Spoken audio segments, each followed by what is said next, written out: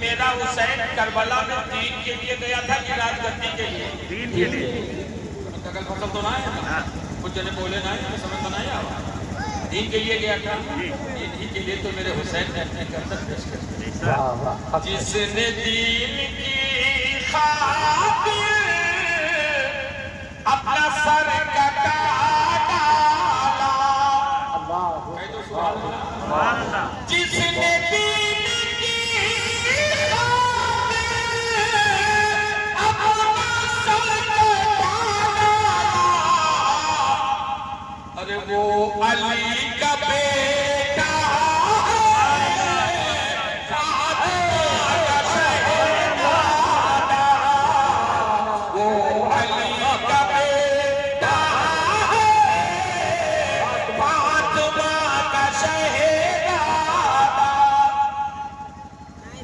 Karbala शरीफ में दो दरिया, एक नहरे फरात है, एक दरियाए दजला। हमने यहाँ घाघरा देखा, राप्ती देखा, गोमती देखा, सब देखा, लेकिन जितनी मनहूसियत मैंने नहरे फरात में देखी है किसी दरिया के किनारे बड़ी मनहूसियत है। कुछ लोग जो मेरे साथ में लाओ पानी ले, पानी ले, तो मैं कह रहे ये पानी लेकर क्या करेगा? कि नहीं हम कहें जिस पानी को हुसैन ने लब नहीं लगाया, गुलाम हुसैन उसमें हाथ कैसे लगा सकता? एक नौकर के उघड़ हमसे कही कि अगर हुसैन पावर वाले होते तो नहर फुरात को अपने पास बुला लेते।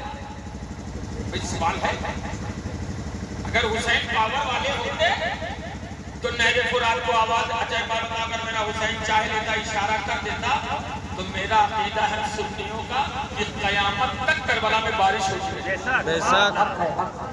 लेकिन भारतीय इतिहास बता रहा है, जो लोग बीए किए होंगे उनको पता होगा, मध्यकालीन इतिहास में ये वाकया मौजूद है और किसी मुस्लिम ने नहीं, गैर मुस्लिम ने लिखा है। मैंने कहा कि इसका जवाब मेरे गरीब नवाज ने दे दिया है। कहा कैसे? मैंने कहा देख, जब राजा ने पानी पे पहरा बिठा दिया, गरीब नवाज खुद नहीं गए, अपने मुरीद को भेजा। जब पानी लिया, कटोरा लेके मुरीद पहुंचा, मुरीद ने कहा ऐ अना सागर तुझे ख्वाजा पिया ने बुलाया है, ऐ अना सागर तुझे हिंद के राजा ने बुलाया है। किताबों में लिखा है कि पूरे अना सागर का पानी सिमट करके गरीब नवाज के एक छोटे से प्याले में आ जाता है। अब आओ चलते हैं करबला, इमाम हुसैन से पूछते हैं, ऐ आका हुसैन, आपके गुलामों के गुलामों के गुलामों के गुलाम यानी आपका लाडला अजमेर में लेटा हुआ है, जब उन पे पानी बंद किया गया तो वो खुद नहीं गए, बल्कि मुरीद को फेंक करके पुराना सागर बुला लिया। जब आपके करबला में पानी बंद किया गया तो आपने नहर फुरात को क्यों नहीं बुला लिया? तो इमाम हुसैन के गुंबद से आवाज आती है, ऐ मेरा गुलाम, तू भी समझ और जमाने को समझा दे कि अजमेर में इस्लाम फैलाना था और करबला में इस्लाम बचाना था। मेरे लाडले मोइनुद्दीन ने अजमेर में पानी बुला करके इस्लाम फैला दिया है और हुसैन ने नहर फुरात को दूर करके करबला में इस्लाम को बचा लिया। नारे तकबीर, नारे रिसालत, मज़हबे इस्लाम, पैगंबरे इस्लाम, नारे तकबीर, नारे रिसालत। चाहता तो तेरे बल में पानी खुद चला आता। अल्हम्दुलिल्लाह ये हुसैनी है। और मैंने सुना कार्यक्रम हमेशा बता रहे थे कि पूरे एतराफ में कुछ लोगों ने हुसैनी कमेटी बना लिया और माशाअल्लाह बिला शरीफ हुसैन के नाम का खिचड़ा, हुसैन के नाम का मलिका, अरे क्यों न हो, हम हुसैनी बेशक। अब सुनो, चाहता तो पानी खुद चला आता, कितना सब्र वाला है फातिमा का शहजादा, कितना सब्र वाला है।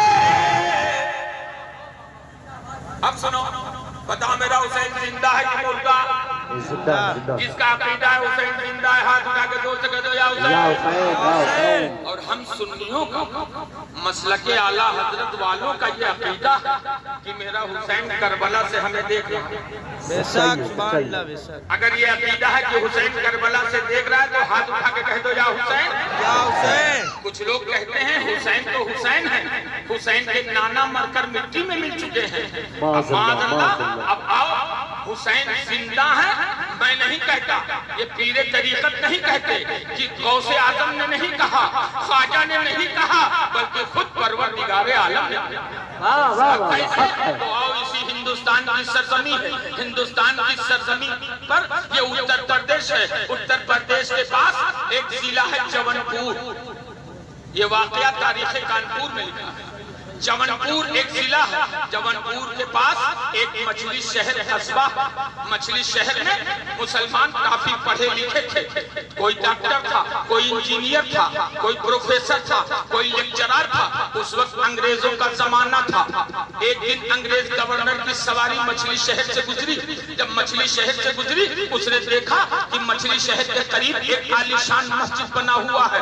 गवर्नर ने पालकी रुकवाई, पालकी से नीचे उतरा, अपने प्रिय को बुलाया। व्हाट इज दिस, ये क्या है? उसने कहा मुसलमानों का प्रेयर खाना है, मुसलमान यहाँ आके अपने गॉड को याद करता है, मुसलमान आता है यहाँ नमाज पढ़ता। उसने कहा नहीं सड़क के किनारे नहीं होने चाहिए। कागज मंगाया, कलम मंगाया, कहा 3 दिन के अंदर मस्जिद को शहीद कर दिया जाए, मस्जिद को ढा दिया जाए। अब उतना आर्डर देके वो चला गया। दूसरे दिन सारे मुसलमान मछली शहर के इकट्ठा होते हैं, आपस में मशवरा करते किया जाए तो क्या किया जाए, क्योंकि गवर्नर आर्डर दे चुका है, उसका आर्डर काटा नहीं जा सकता है। एक उसमें वकील था, उसने खड़े होकर के कहा अगर मेरा मशवरा मानो तो बताओ। कहा बताओ। कहा सुनो, इंटरनेशनल फाइनल कोर्ट के हिसाब से नाबालिग पे कोई दफा नहीं है, सारा दफा बालिग पे है। जितने नाबालिग हैं सबको मस्जिद के अंदर बैठा दिया जाए, जितने बालिग हैं मछली शहर छोड़ दे। 319 बच्चों को उसी मस्जिद में बैठा दिया गया। तीसरे दिन जब अंग्रेज सिपाही जो है लेके आता है तो गोला लगाता है, दाग देता है, मस्जिद शहीद हो जाती है। 319 बच्चे उसी में दर्द शहीद हो जाते हैं। मुसलमानों ने सबकी मिट्टी कर दी। मिट्टी करने के बाद दूसरे दिन जबलपुर की अदालत में मुकदमा दायर कर दिया। मुकदमा चलता रहा, 3 महीने मुकदमा चला। 3 महीने के बाद अंग्रेज जज आता है, कुर्सी पे बैठता है और बैठने के बाद कहता है मुसलमानों फैसले की घड़ी आ गई है, आज मैं फैसला सुनाने वाला हूँ। अब बताओ, एक बात मैं तुमसे पूछना चाहता हूँ कि हमारे अंग्रेजी कानून से फैसला चाहते हो कि अपने कुरान से फैसला चाहते हो? सारे मुसलमानों ने हाथ उठा के कहा जज साहब हम तो अपने कुरान से फैसला चाहते हैं। कहा ठीक है, अगर अपने कुरान से फैसला चाहते हो तो ये अदालत की कुर्सी कल मछली शहर के कब्रिस्तान में लगाई जाएगी। चारों तरफ शोहरा हो गया, जज कब्रिस्तान में आने वाला है। दूसरे दिन जज की कुर्सी मछली शहर के कब्रिस्तान में लगा दी गई। सारे लोग मुसलमान इकट्ठा हैं। जब अंग्रेज जज आता है, जैसे ही बैठता है उसने कहा दिखाओ 319 बच्चों की कब्रें कहाँ है। एक आदमी सामने निकला और उसके आंखों से आंसू जारी हो गए। कहा जज साहब चूंकि हमारा कब्रिस्तान बहुत छोटा है, हमने एक कब्र में 3-3, 4-4 बच्चों को दफन कर दिया है। कहा कोई बात नहीं, एक कब्र खोद के दिखाओ। सामने एक कब्र थी, कहा इसमें किसकी कब्र है? कहा उन्हीं बच्चों शहीदों की कब्र है।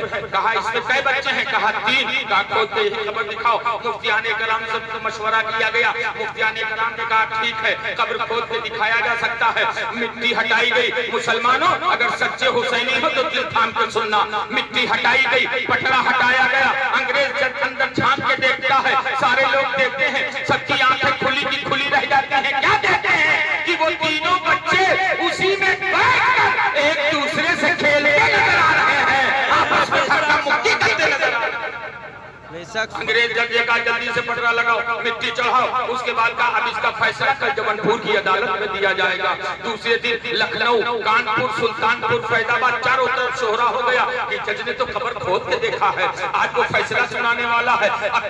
जबलपुर की अदालत में मुसलमान खचाखच भरा है। अंग्रेज जज आता है, आने के बाद वो कलम उठाता है और कहता है इस मस्जिद को गिराने में जितने लोग शामिल थे सबको फांसी की सजा सुनाई जाती है। अब जज सुना, सन्नाटा। जज ने कहा अरे इतना बड़ा फैसला सुना दिया, किसी के चेहरे पे मुस्कुराहट नहीं, किसी ने ताली नहीं बजाया, किसी ने नारा नहीं लगाया। एक शख्स खड़ा होकर कहता है जज साहब आपका फैसला हमें मंजूर नहीं है। कहा इससे भी बड़ा कोई फैसला है? कहा जज साहब आप ही ने कहा था कि हमारे अंग्रेजी कानून से फैसला चाहते हो कि अपने कुरान से? हम लोगों ने कहा था कुरान से। ये तो आपका अंग्रेजी कानून का फैसला हो गया, हमारे कुरान का फैसला सुना दीजिए। अब सुनो सुनियो, अंग्रेज जज अपनी कुर्सी पे खड़ा हो जाता है, कहता है सुनो, आज के 3 साल पहले मैं फैजाबाद का जज बन के आया था। 1 साल गुजरा था कि एक मौली साहब से मेरी मुलाकात हो गई। मौली साहब से मैंने कहा कि मौली साहब मैंने अरबी लैंग्वेज नहीं सीखा है, सारे लैंग्वेज सीख लिए हैं, सिर्फ अरबी नहीं सीखा, आप मुझे अरबी पढ़ा दीजिए। मौली साहब ने कहा मैं तुझे पढ़ा दूंगा। मुझे मौली साहब ने पाकी नापाकी का तरीका बताया, वजू का तरीका बताया, उसके बाद कुरान पढ़ाना शुरू कर दिया। मैं इतना ज़हीन था कि साल भर के अंदर पूरा कुरान पढ़ गया। जब साल भर के अंदर कुरान पढ़ गया तो अंग्रेज जो है मौली साहब एक कुरान लेके आए और मुझसे कहते हैं जज साहब अब आपको किसी मास्टर की जरूरत नहीं पड़ेगी, आपको किसी मौलवी की जरूरत नहीं पड़ेगी, आपको किसी उस्ताद की जरूरत नहीं पड़ेगी। ये ऊपर अरबी है, नीचे उसका माने लिखा है, नीचे ट्रांसलेशन है, अरबी का ट्रांसलेशन इंग्लिश में है, आप इसको पढ़ते चले जाइएगा, आपको समझ में आएगा। अब अंग्रेज जज आगे बयान करता है कि सुनो सुनो, मैं एक दिन शाम को आया, अपने काम से फुर्सत पाके मैंने कुरान उठाया, पहला पारा पढ़ा, उसका नीचे उसका तर्जमा पढ़ना शुरू कर दिया। पहला पारा पढ़ के मैंने कुरान बंद कर दिया। दूसरे दिन जब आया तो दूसरे दिन मैंने कुरान उठाया और दूसरा पारा पढ़ना शुरू किया। इसी कुरान उसी दूसरे पारे में आगे बढ़ के लिखा था वला तक़ूलू लिमन युक़्तलू फी सबीलिल्लाहि अमवात बल अहयाउन वलाकिन ला तशऊरून। अल्लाह की राह में जो मारे जाएं उन्हें मुर्दा न कहो बल्कि वो जिंदा हैं। जैसे मैंने ये कुरान की ये आयत पढ़ी, मैंने कुरान बंद कर दिया। मैंने कहा माज़अल्लाह ये तो झूठी किताब है। अरे जिसका गर्दन मार दिया जाए वो जिंदा कैसे हो सकता है? जिसका बाजू नोच लिया जाए वो जिंदा कैसे हो सकता है? जिसके जिस्म चिथड़े उड़ा दिए जाए वो जिंदा कैसे हो सकता है? मैंने कुरान बंद कर दिया। मैंने कहा ये तो झूठी किताब है। लेकिन 3 साल के बाद मैं जबलपुर में आया तो ये शहीदों का मुकदमा मेरे अदालत में आ गया। मैंने सोचा कि इनके कुरान में लिखा है कि शहीद जिंदा है तो लाओ लगे हाथ प्रैक्टिकल कर लिया जाए। इसीलिए कल जो है मछली शहर के कब्रिस्तान में मैंने जो है अपनी कुर्सी लगवाई थी। मैंने कहा देख लो कुरान में लिखा है जिंदा, तो शहीद कब्र में जिंदा है कि नहीं जिंदा है? एक मुसलमान आगे बढ़ के कहता है जज साहब आप किस नतीजे पे पहुंचे? जज अंग्रेज जज ललकार के कहता है सुनो सुनो, मैं इस नतीजे पे पहुंचा जब मछली शहर का ये नन्हा शहीद अपने कब्र में जिंदा है तो करबला का शहीद आज़म इमाम हुसैन अपने कब्र में क्यों नहीं जिंदा? नारे तकबीर, नारे रिसालत, जिक्रे शहीद आज़म, जिक्रे शहीद आज़म। तू जिंदा है अल्लाह, तू जिंदा है अल्लाह, मेरी चश्मे आलम से छुप जाने वाले। बेशक सुभान अल्लाह बेशक। और सुनाई बेशक बेशक सुनो, हिंदुस्तानी में अभी आपको रखना है।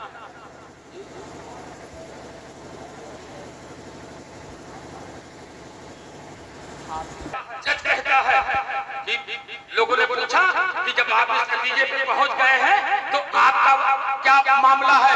जज भरी अदालत में कहता है कि मुझे इस्लाम पसंद आ गया है, इसलिए मैं ललकार के पूरे मजमे को गवाह बना के कहता हूँ अशहदु अल्ला इलाहा इल्लल्लाह व अशहदु अन्न मुहम्मदन अब्दुहु व रसूलुहु। जज ने फांसी का आर्डर कर दिया था, उसने कहा ये भी बरकरार रहेगा लेकिन मेरा इस्लाम कबूल करना भी बरकरार। बेशक सुभान अल्लाह। इसी हिंदुस्तान की सरजमी पर, इसी हिंदुस्तान में एक प्रदेश है बिहार। आपने बिहार का नाम सुना है? बिहार में एक जिला है बिहार शरीफ। बिहार शरीफ में एक बुजुर्ग है हजरत शरफुद्दीन यहिया मुनेरी रहमतुल्लाह। सुनो डॉक्टर साहब, शरफुद्दीन यहिया मुनेरी रहमतुल्लाह ताला अलैहि दो कह दो सुभान अल्लाह। हजरत शरफुद्दीन यहिया मुनेरी रहमतुल्लाह ताला अलैहि का एक मुरीद था। एक दिन वो आया, उसने कहा हुजूर अपने पीर से कहा हुजूर मैं हज करने जाना चाहता हूँ, अगले साल जाना। साल भर बीत गया, फिर वो आया, फार्म भरा जा रहा, हुजूर इजाजत दे दीजिए हज करने जाना चाहता हूँ, अगले साल जाना। उसने कहा मुझसे आपको कोई टेंशन तो नहीं? हर बार अगले साल कहते हैं। तीसरे साल जब वो आया तो उसने आते ही कह दिया कि हुजूर आपकी दुआ लेने आया हूं। क्यों? का फार्म मैंने भर दिया, नाम मेरा आ गया, आप दुआ कर दीजिए। ठीक, दुआ कर दिया। आज के जमाने में जो अभी हज करने गए हैं लोगों को पता है, लखनऊ एयरपोर्ट पे गए, हवाई जहाज में बैठे, 5 घंटे के बाद वो जद्दा लाइन कर जाते हैं, 6 घंटे के बाद मदीना तैयबा पहुंच जाते हैं। लेकिन उस जमाने में पानी का जहाज चलता था, पानी के जहाज से वो आया बम्बई, बम्बई से पानी के जहाज में सवार हो जाता है, सारे हाजियों का काफिला है, जहाज पानी का जहाज चलना शुरू हो जाता है। आज 1 दिन गुजरा, आज 2 दिन गुजरा, आज 3 दिन गुजरा, आज 4 दिन गुजरा, 10 दिन गुजरा। बीच मझधार में जब जहाज पहुंचा, जहाज के पायलट ने ऐलान कर दिया, ऐ हाजियों, इंजन जहाज का मशीनरी खराब हो चुका है, इसका इंजन बंद हो चुका है, अब न ये आगे बढ़ सकता है न पीछे चल सकता है, और हमारा रडार बता रहा है कि समुद्री तूफान आने वाला है, बहुत जल्द हम लोग मौत करने वाला बनने वाले हैं। जिसको तौबा वगैरह करना है तौबा कर ले। अब देख पूरे जहाज में भगदड़ मच जाती है, कोई सज्जे में पड़ा रो रहा है, कोई कयाम में खड़ा रो रहा है, कोई सलाम में खड़ा रो रहा है, सारे लोग रोना शुरू कर देते हैं। लेकिन ये मखदूम बिहारी का मुरीद आता है, जहाज के किनारे बैठता है, समंदर की लहरों को देखना शुरू कर देता है, इसके आंखों से आंसू जारी हो जाते हैं। जब आंखों से आंसू जारी हुए तो इसने अपने पीर शरफुद्दीन यहिया मुनीरी को याद करना शुरू किया। हाथ उठाया दुआ के लिए, या शरफा मुनीरी मदद कर हमारी, या शरफा मुनीरी मदद कर हमारी, या शरफा मुनीरी मदद कर हमारी, या शरफा मुनीरी मदद कर हमारी। क्या देखता है कि एक हाथ नमूदार हो जाता है, आवाज आती है, ऐ दीवाने आ हाथ पकड़ ले, साहिल के पार उतार दिया जाएगा। ऐ दीवाने आ हाथ पकड़ ले, समंदर के पार उतार दिया जाएगा। उसने कहा पहले ये बताया जाए ये हाथ किसका? आवाज आई, ये बड़ा मोतबर हाथ है, इसी हाथ के एक उंगली से खैबर के दरवाजे को उखाड़ के फेंका था तो 220 फीट दूर जाके गिरा था। ये किसी और का हाथ नहीं, ये अली शेरे खुदा का हाथ है। हाथ पकड़ ले, साहिल के पार उतार दिया जाएगा। उसने कहा हुजूर मैं किसी और का इंतजार कर रहा हूँ, आप तशरीफ ले जाइए। हाथ समंदर से गायब, फिर इसने दुआ करना शुरू कर दिया, या शरफा मुनीरी मदद कर हमारी, या शरफा मुनीरी मदद कर हमारी। इतने में एक हाथ नमूदार होता है, आवाज आती है, ऐ दीवाने आ हाथ पकड़ ले, साहिल के पार उतार दिया जाएगा। ऐ दीवाने आ हाथ पकड़ ले, साहिल के पार उतार दिया जाएगा। उसने कहा पहले ये बताया जाए ये हाथ किसका है? कहा ये हाथ बड़ा मोतबर हाथ है, ये अली के बेटे हुसैन का हाथ है। हाथ पकड़, उसने कहा हुजूर मैं आप ही का इंतजार कर रहा था, आप ही का इंतजार कर रहा था, लेकिन हुजूर एक सवाल का जवाब दे दीजिए ताकि मैं आपका हाथ पकड़ूं। यही आपका हाथ करबला में यजीद से मांगा था, आपने हाथ नहीं दिया, यहाँ हाथ दे रहे हैं। अगर हाथ दे देते अली अकबर बच जाते, हाथ दे देते अली असगर बच जाते, आपने हाथ वहाँ नहीं दिया, यहाँ दे रहे हैं। कहा तुझे पता नहीं है यजीद शराबी था, यजीद जुआरी था, यजीद बेनमाजी था, और सुन ले हुसैन गर्दन तो दे सकता है लेकिन शराबी के हाथ में हाथ नहीं दे सकता है। हुसैन गर्दन तो दे सकता है लेकिन जुआरी के हाथ में हाथ नहीं दे सकता है। कहा हुजूर एक सवाल का और जवाब दे दीजिए। कहा बोल। कहा हुजूर करबला में टारगेट आप थे, इमाम हुसैन के बाद करबला में कोई शहीद नहीं हुआ। तारीख उठा के देख लो, उलमा बैठे पूछ लेना। इमाम हुसैन के 3 बेटे, हजरत अली अकबर, हजरत अली औसत, हजरत अली असगर। अली औसत यानी बीमारे ज़ैनुल आबिदीन, ये बीच के हैं। अली असगर शहीद हो गए, अली अकबर शहीद हो गए, इमाम ज़ैनुल आबिदीन बच गए। इमाम हुसैन के पहले सबसे, इमाम हुसैन के बाद कोई शहीद नहीं हुआ। अब उसने कहा हुजूर जब टारगेट आप थे तो आप तलवार लेके मैदान में पहले चले जाते, अगर आप पहले चले जाते तो अली अकबर बच जाते, अगर आप पहले चले जाते तो अली असगर बच जाते, आप पहले चले जाते तो अब्बास अलमबरदार बच जाते। तो इमाम हुसैन की रूहानियत जवाब दे रही है, ए मेरा गुलाम तू भी समझ, जमाने को समझा दे। अगर हुसैन तलवार लेके पहले मैदान में चला जाता तो जमाना ये कहता हुसैन दीन के लिए नहीं बल्कि अपने लाल को बचाने के लिए मैदान में पहले उतरे हैं। हुसैन अगर हुसैन पहले तलवार लेके उतर जाता तो जमाना कहता हुसैन इस्लाम के लिए नहीं बल्कि अब्बास को बचाने के लिए पहले मैदान में लेके उतरे हैं। हुसैन करबला के मैदान में अपना खानदान बचाने नहीं गया था बल्कि अपने नाना का इस्लाम बचाने